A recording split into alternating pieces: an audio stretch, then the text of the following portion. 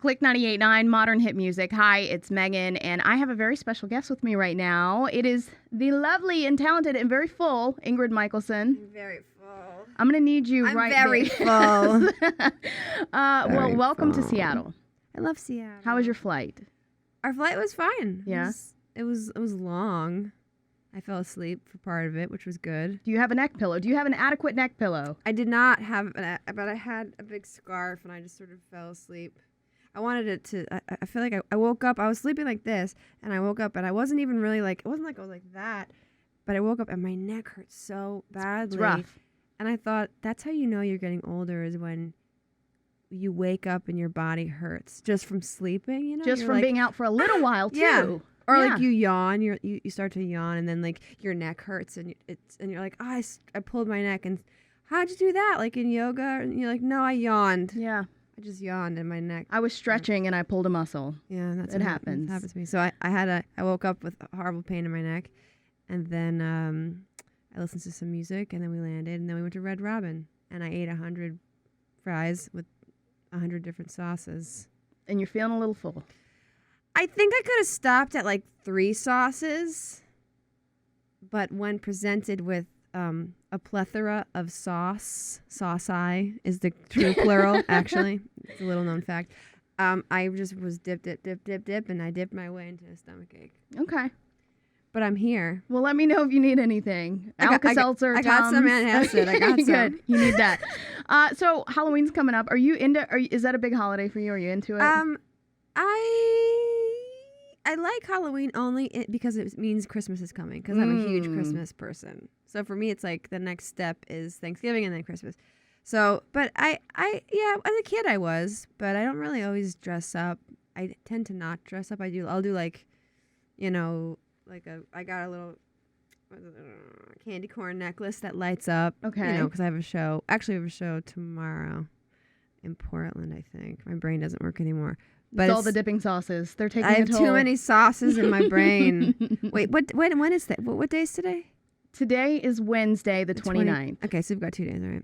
I did just buy some striped tights, but I don't have a skirt. Okay, so well, we can I didn't do pack that. a skirt. Seattle's a good place to get one. Yeah, I feel like I can, if I can recover from my sauce coma tonight, I can go out and try to find a skirt to go with my. But I don't really have a costume. It's more just Halloween-esque. Exactly. Yes, exactly. I get it. Well, very good. Before we talk about the new single, I have a random question, and I hope you'll forgive me for asking this, because I'm sure you've been asked about it a million times by now. 4th of July. Oh, Taylor Swift? At Taylor Swift's house with Emma Stone and Lena Dunham. What was that night like? We played, like Cards Against Humanity, and we ate dinner, and it was rainy, so we all kind of had to stay inside, and it was just like a normal. It was bizarrely normal. Yeah. Yeah. Playing Cards Against Humanity, who was the most competitive and who was the dirtiest? Because that's a dirty game. The Cards Against Humanity game whittled down to only a few of us. I was definitely sitting on a couch next to Spider-Man, Andrew Garfield. I thought there were no boys allowed at this party. Oh, they were there. They were there in that picture. There were plenty of guys there. Yeah, he was pretty dirty. I was pretty dirty. You were. Yeah, we created a rule where you could throw back your cards if you didn't like them. Because I would get like anthropology. And I'm like, what? You know, what am I gonna do with that? I want something more disgusting. So you could like throw back and trade out and get more disgusting cards. Don't let the glasses fool you. It's not all innocence here. It's not all innocence. No. There's no innocence left. So the music video for Afterlife was published today. Yes, I saw it out today. And I have to tell you, this is maybe the first time that this has ever happened to me. Started bawling watching the video. I thought it was so beautiful. Thank you. Where did the idea come from? It just came to in my brain one day. Just there it was. Well, I wanted to do a video that included fans, and I thought, how cool would it be if I could get people to come out and face their fears and do something, because that's what the song is all about. It's about living for your moment, and so. We put out a search. We got enough people, and we, kind of vetted certain people and did interviews with them and got the right crew together, and it was a 3-day shoot, and I was in, as you can tell if you see the video, I'm in every single setup. Yeah. So it was a long 3 days.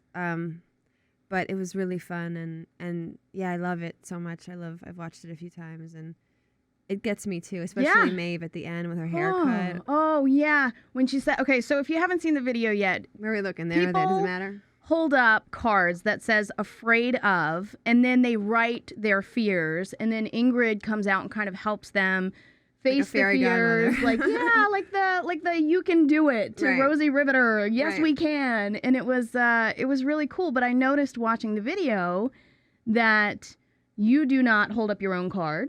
Right. However, on the cover of the single, it is a picture of you.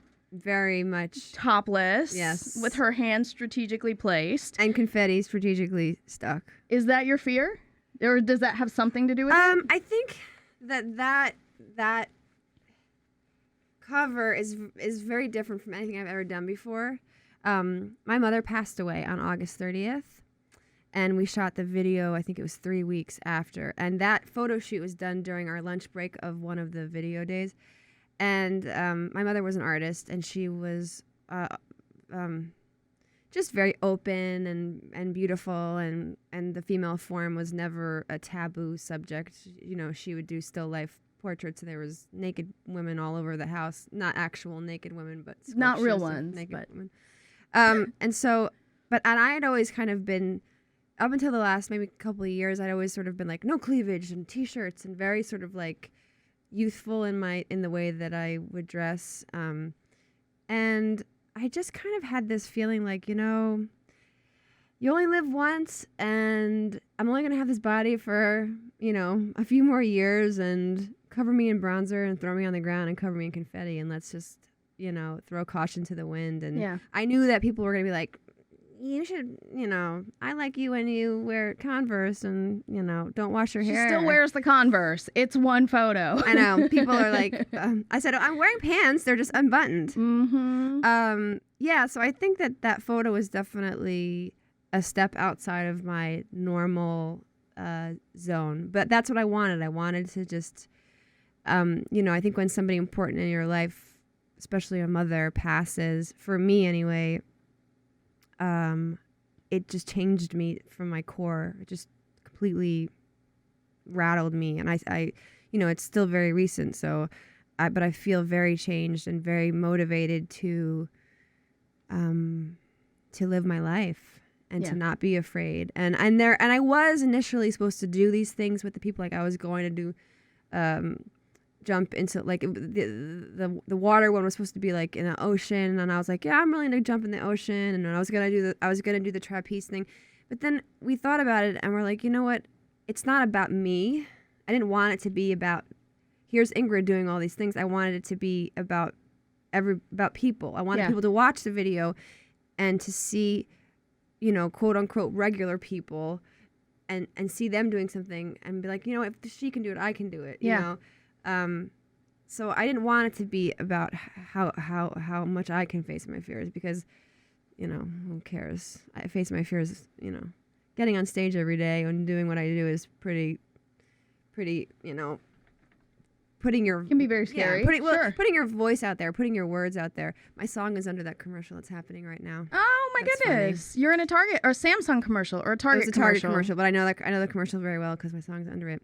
It's still playing right now, and now it is over. Okay.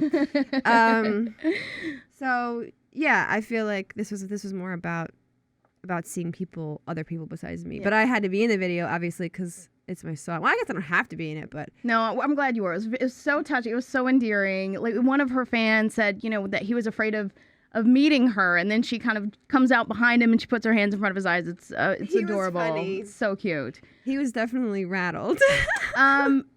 You know, you just mentioned your mom. Her artwork, by the way, is beautiful. All of her. I saw on Instagram and on Twitter, and the chairs that she did, the wood carvings and everything, just amazing. Yeah. And this is a kind of a serious question. We had something happen in our community recently where 2 young people have lost their lives, and we have a lot of people who are experiencing grief right now. And I'm getting emotional talking about it, trying to figure out, make sense of something kind of senseless. And since you've just kind of experienced loss, how has the grief process been for you, and how do you kind of keep going? Well, it's funny that you say that because I'm one of the first people of my circle of friends whose mother has passed, and I'm going to start crying too. I'm sorry. It's okay. So I feel sort of like I have this, like I'm going to be an ambassador for my friends to help them. There really is no rhyme or reason. Death is very final and very scary, and you question it and you wonder, what if this happened, what if that happened, and what if I didn't let my kid go to school, or what if she had, you think of all these things, but the only way that I can get through it is I talk to her still, and I dream about her. Finally, I was like not having any dreams about her, but like I started to dream about her. Not that you can really control that, but I know that she's with me still. I know that I'm half her, and I every day I cry. Every day I cry about it. I think it's important to not stuff your feelings and to let them come out, but you have to go on. You have to go on. You have to still find joy, because the people, my mother wouldn't want me sitting alone, wallowing and crying, and not. I would, not making. I was about to cancel the video. I canceled some touring, and I know my mother, and she wouldn't want that. And so, I think you just surround yourself with people who you love, and people who will support you and make you smile and let you cry and let you say the things that scare you, and also make you laugh and remind you that life is beautiful and wonderful, and and just try to find your joy. Yeah. Because if you lose that, then what's the point? Right. But it's death is tragic. Mm-hmm. And it's harder for the people left behind. We're the ones left to sort of make sense of this thing that makes no sense. Right. But yeah, I've just been surrounding myself with friends and family, and working and writing and being creative. And I feel like I read this book that said there are two human emotions. There's that every emotion stems from. One is love and one is fear. So if you can think of every emotion, anger, jealousy, those are all like fear related. Mm-hmm. And then excitement and wonder and curiosity, that's all comes from love. I think of any emotion, and you can extrapolate it down to either love or fear. And so I think when faced with a crisis, you can choose one or the other. You oscillate, I think, for a while, but eventually you have to make a choice. Mm-hmm.